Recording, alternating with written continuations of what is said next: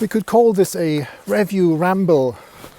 If it was a series, you could call it perhaps Kit in the Castle. We are heading up the hills steeply towards Castle Waldeck, starting from the rather obscure cemetery of Sauertal. This particular ruined medieval castle wouldn't be worth exploring. After all, there is a fair number of them in this nook of the world, if it wasn't for its immediate proximity to the Rheingauer Gebück, the famous green fortress. More on this in a few weeks. When I first decided to do a bit of the vlogging and historical video stuff, I first thought I'd use the iPhone.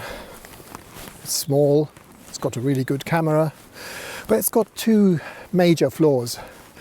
One is you have to use an external microphone, otherwise the sound's not going to be very good. That you need to connect with an adapter to the lightning port, and I found that connection to be unreliable. Sometimes the sound dropped out and I ended up with a video with no sound at all. Not good. The other thing is, you do have to be able to look at yourself to see what you're doing. Is it the right picture? Are you at the correct position in the frame?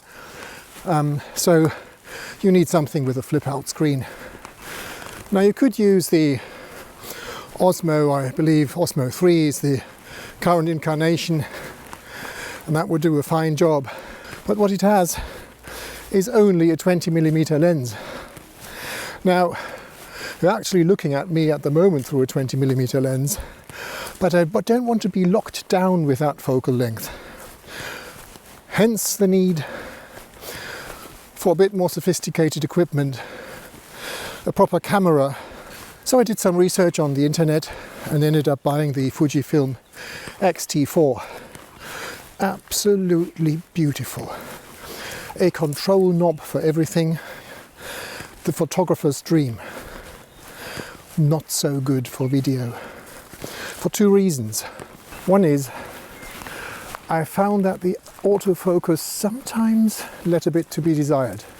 You just couldn't trust it. Am I going to be in focus? Is it going to detect my eyes, my face, or is it not? The other thing is in-body image stabilization. It's supposed to be really good for video, but it isn't. It's fantastic for photography. Pictures you take are rock solid. I easily believe the claimed 5 or 6 stops or whatever it gives you. But start moving around and you'll see that it struggles to detect intentional move and distinguish that from accidental move. So your footage ends up looking like it's not stabilized at all, or it's jittery. The camera, especially if you combine it with a image stabilizing lens, fights your move. Panning and walking looks total rubbish. So I got myself talked into upgrading to the video powerhouse, the XH2S. The form factor isn't quite as nice as the X-T4. I didn't enjoy it as much, but it's good. It's got the PASM dial instead of the separate knobs for everything. And again, rock solid. It just oozes quality. Absolutely beautiful. The sensor is fantastic.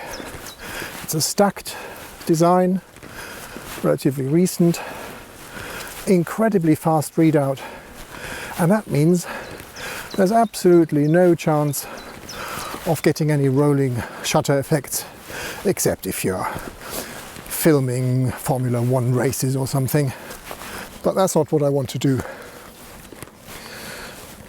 So when I started using it, imagine my disappointment when I found that the autofocus may be a bit better than the X-T4's, but not by much.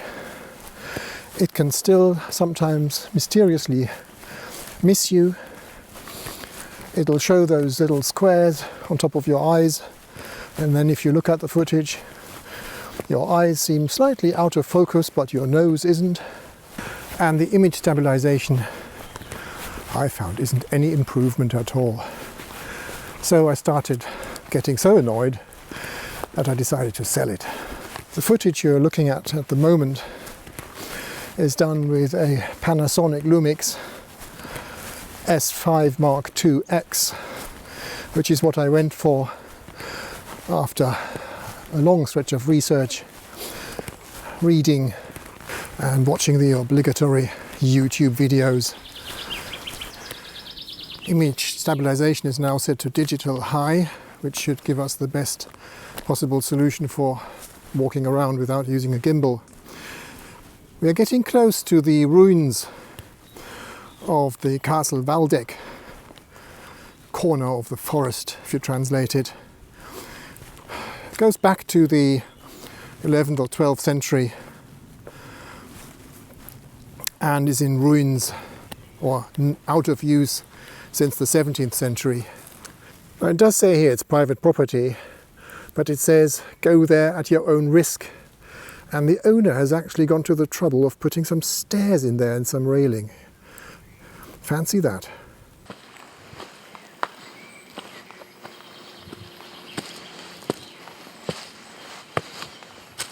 They're now doing a pan using the electronic stabilization at its highest level.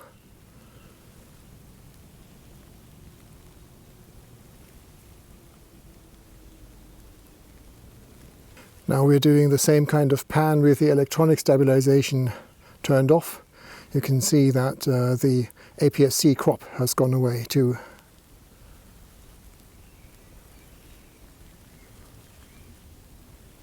This is the same kind of pan using the XH2S and the regular image stabilization. Let's see how this works out.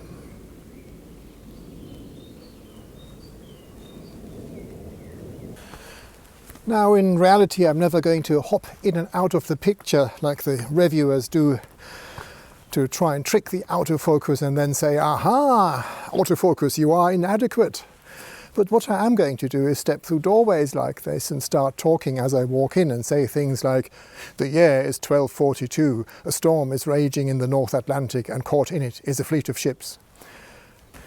This is the same kind of shot using the XH2S. And to be perfectly honest, I would have expected it to perform fantastically here. But what we can check is to see if my eyes are actually sharp as I would have hoped them to be. This is me walking up the stairs with the XH2S using the same crop factor as on the Panasonic when I switch on the electronic stabilization, but in this case I use only the IBIS of the sensor because the electronic stabilization is really not meant for this kind of thing. Off we go.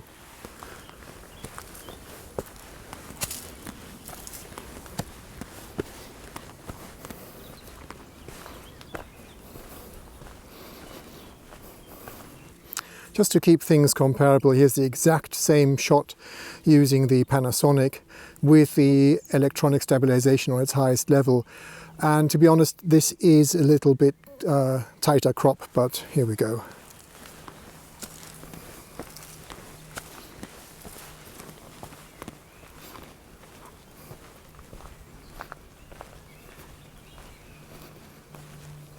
Good grief, this is unprofessional.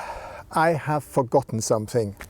And so you'll be treated to the famous YouTube time and location jump for once. In my excitement about the firmware upgrade to version 2.0 on the S5IIX, which is version 3.0 on the S5 II, I got so excited about the high level of the electronic image stabilization that I tried out only that. Now that's got the disadvantage of introducing an APS-C type crop into the image, which is not so ideal. And I later found that the standard image stabilization, the electronic standard image stabilization, actually also does quite a good job. I mean, you can't run around. It doesn't really replace a gimbal in the same way as the high level does. But what it does already is it removes the jitter in the image corners you get if you use only IBIS. So what we're going to do now is do some panning, do some walking around using all three levels of image stabilization, IBIS only, electronic standard, electronic high, and see how this all compares. Bear with me. everything turned off, IBIS, electronic. I'm using the 20mm focal length to show any wobble this might create. And what do we think? No stabilization at all. Image stabilization turned on, but to IBIS only, so all the electronic modes are switched off. Again, focal length is 20mm to show any potential nasty wobble in the corners of the picture. We have now set the image stabilization to IBIS plus the lowest level of the electronic, which is called standard. Has the jitter in the corners gone away? What do we think?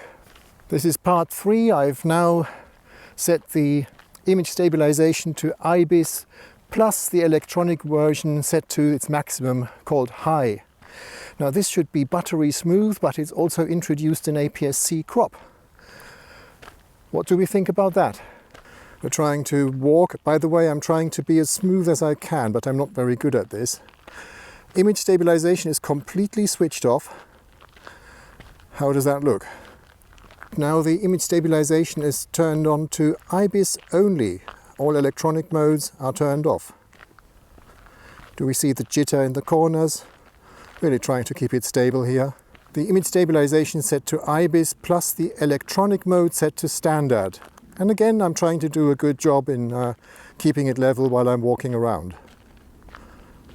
So now we see the APS-C crop again, and that is because I've turned the image stabilization to IBIS plus electronic set to high. Now this should be buttery smooth, but we're going to do some pan tests in a minute.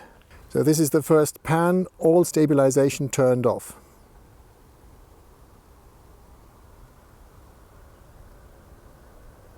Image stabilization is now set to IBIS only.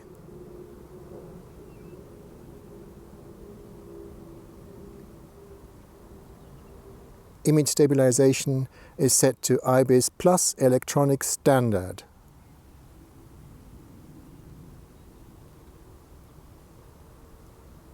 You can now see the APS-C crop again because the image stabilization is set to IBIS plus electronic high.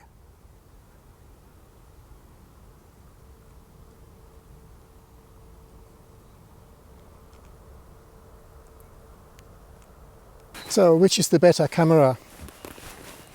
Hard to say really. Depends on what you use it for. Now, if you're walking through the landscape talking to the camera like I'm doing now, I think the XH2S is just not going to cut it for you. The much weaker image stabilization is going to make the picture look so wobbly. It looks unprofessional. I think this is much better. In terms of quality, the Fuji cameras just look much better. They're built like a tank. They're built like a beautiful tank. The Lumix, by comparison, looks much more agricultural. But it does the job, and I think it's equally robust. One thing I have noticed is the battery seems to be dropping off very fast. I've started with more than 3/4 full. I'm now down to the last bar in the little symbol, whatever that means, maybe 25% or so. That certainly needs watching. Could be that a new battery just needs to get used to being charged and discharged. This was about equipment I'm using, so I guess it's only fitting if it ends in the kitchen. The fact that this was filmed at Castle Waldeck is no coincidence though. It's part of a much bigger research program I'm following at the moment, where I want to present you something about a green fortification, a massive hedge around the Rheingau, the region where I'm living now in Germany. Please do like and subscribe if you found this useful, and don't forget to comment. It's very, very useful to bring this channel forward. Thank you for watching, and see you next time.